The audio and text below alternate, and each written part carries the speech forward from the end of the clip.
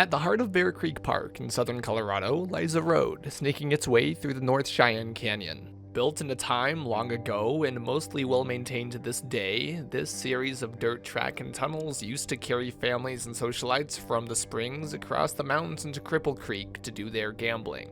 But today, this once bustling tunnel now stands an ominous landmark, an icon of superstition to many, and widely rumored to be the most haunted area in Colorado. The true story begins in 1896, and the people might sound familiar. Spencer Penrose, builder of the Broadmoor as well as the namesake of the medical center, Charles Tutt, for which the road is still named today, and First National Bank President Irving Haubert, working under the supervision of the former with a plan to change the ore shipping business in the region forever. Spencer Penrose, along with his partner Tutt, Charles Tutt, made wealth in mining outside of Colorado, came here, he spent his money on wonderful and exotic and anything in between things that he could bring to this community. First of all, it's like a litany of the great businessmen of early Colorado Springs to read who he worked with to create the company that built this railroad.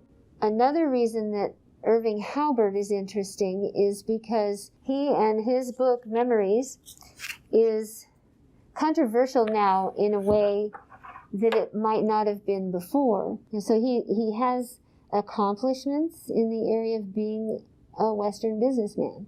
But Irving Haubert is also, in that way, very actively anti-Native American, and the two go together in his mind because the presence of Native Americans to him from when he was growing up here was a threat to the development of the area by white people, and that was his goal.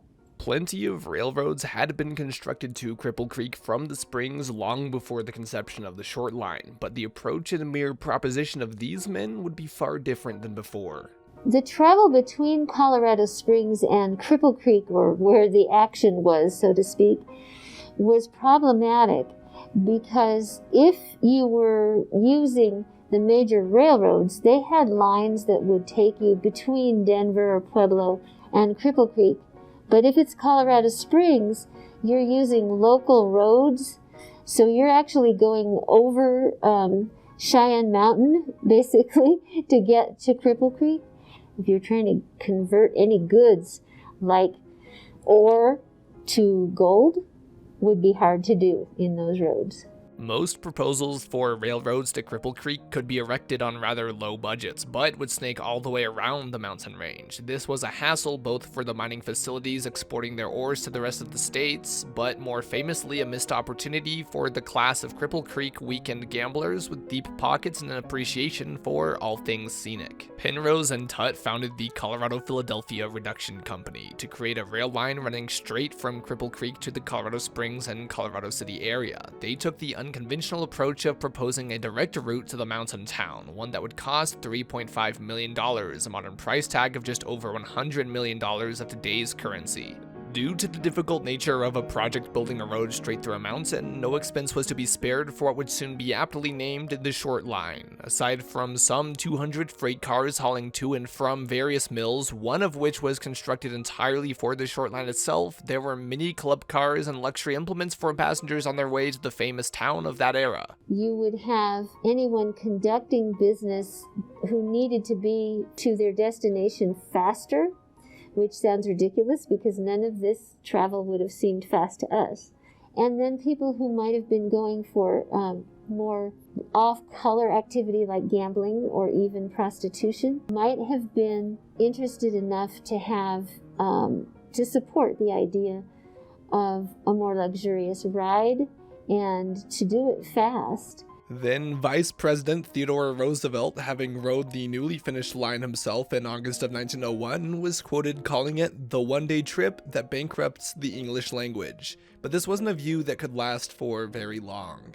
Not 10 years after it was built, the reduced passenger rates and exclusivity deals of competing railways made the short line unprofitable due to its hefty price tag of construction only a few years prior. Consequentially, the short line changed ownership multiple times, eventually being auctioned off by the El Paso County Courthouse in 1922, just over 20 years since its inception and long after its usefulness as a freight route had expired. Spencer Penrose, who initially wished to make the railway part of the Broadmoor estate, was outbid by a cotton millionaire who would tear up the tracks and turn it into a toll road by 1926. Much to his chagrin, in fact, Penrose would have to pay to take the Corley Road, named for the man who outbid him, up to his very own vacation property in the mountains. In stark contrast to the railroad, at a fee of just $1 a car, the Corley Road was a very affordable way for middle-class families to travel on vacations to one of the biggest, most grand towns of the era, Cripple Creek. At the time, Corley Road was thought to be very well maintained, but time was less than kind to what we call today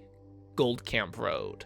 It lost its federal contract for toll charges in 1939, and with the influx of traffic given its newly free status, reports of ill-maintained sections and decaying conditions of timber bridges were not unheard of. Eventually, bridges would be torn down in favor of stretches circumnavigating some of the steeper areas and cliffs, all the while the actual ability for the United States Forest Service to maintain its part of the now public road was very limited. It's said that in some parts beyond the trees and beneath the road lie remains of unrecoverable automobile accidents from this time. On April of 1940, the Colorado Springs Chamber of Commerce would rename Corley Road to Goldcamp Road, a name they thought called attention to what at the time was the nation's greatest gold field. The stretch of gravel still bears this name today, minus the road part.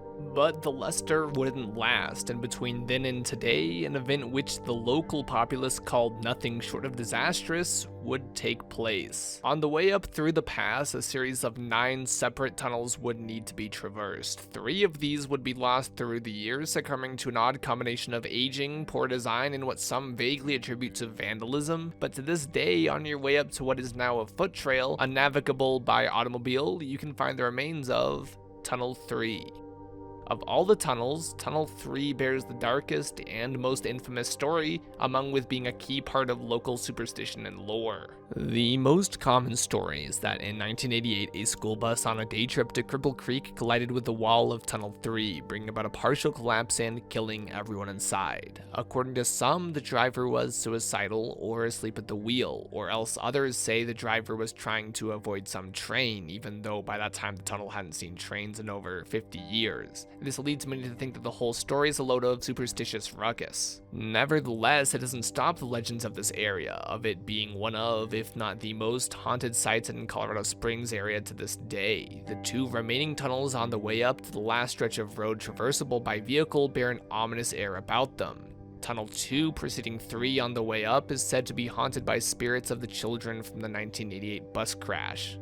There are many reports of audible laughter, and the common myth that if you stop your vehicle within 2 and turn it off for a short time, you'll find childlike handprints all over the car. The remains of Tunnel 3 itself are no less ominous, and visibly perhaps more frightening than half the stories told. Although Tunnel 3 still goes all the way through to the other side, an environmental assessment after the collapse classified it as unfit for transit, so it was gated off. Many attempts came in the following decades, and there have even been recent ones to secure funds for everything from rebuilding the tunnel and making another toll road to building a new short line entirely. All that stopped in the year 2000 when a lawsuit was filed claiming the environmental assessment was outdated. Even now, the area is the subject of a developing environmental impact statement to gauge the effects that bringing the railroad back would take on the area, leaving your guess as to the future of the site being as good as any other. Whatever the fate of Goldcamp Road and Tunnel 3, gazing upon the ruins of a once luxurious piece of civilization and a long-gone aspect of life for the people of Colorado, it does bring to mind a certain intrinsic awe. The road has fallen a long way from its early grandeur to becoming something whose original purpose has been widely forgotten and reduced to tales of haunted tunnels and restless spirits. In the end, no matter what anyone believes, it is undeniable that much in tune with the word of Theodore Roosevelt, there really aren't enough words to describe the view.